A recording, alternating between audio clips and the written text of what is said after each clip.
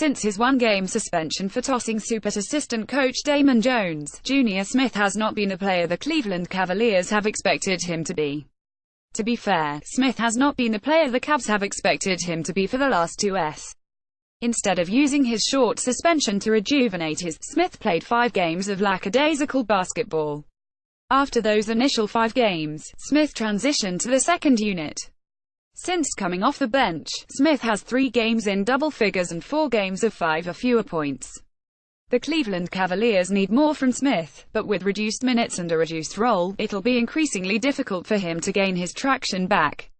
That means it will be easier for him to be forgotten on the Cavs bench, which boasts being one of the league's best. Smith's minutes, since his benching, have taken a slight hit. He's down over 5 minutes per game, including taking a role on the second unit, which significantly decreases his minutes alongside LeBron James. Smith thrives off the catch and shoots compared to creating his own shot, so not playing with one of the league's best playmakers should hurt his efficiency even more. More from King James Gospel, however, there is a case to be made that Smith should be forgotten. The Smith we knew that took over 2 games in the 2017 NBA Finals has been non-existent all. In 74 games for the Cavs, Smith has just 6 games of 5 or more triples. In the Cavs' last 3 games in the 2017 NBA Finals, he has at least 5 in each game, almost single-handedly propelling the Cavs to a Game 5 victory with his 7 triples. If that proves anything, it proves a case to keep Smith happy. He can take over a game, but it's few and far between. Moving forward, not only will his minutes and role both be changed for the worse, but his opportunities will also be much more limited. Since his switch to the bench, Smith has yet to take more than 5 triples in any game.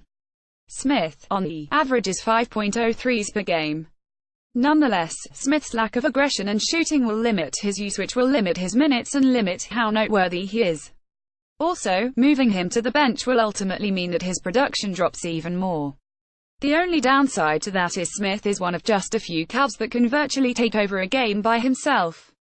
Smith, while it is rare, has shown his valuable, yet streaky jumper, making 7 threes in multiple games this.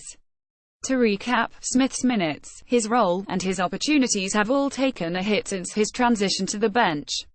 Smith has been a ghost of the sharpshooter fans were used to just a few years ago, and that change in production should quickly make Smith forgotten.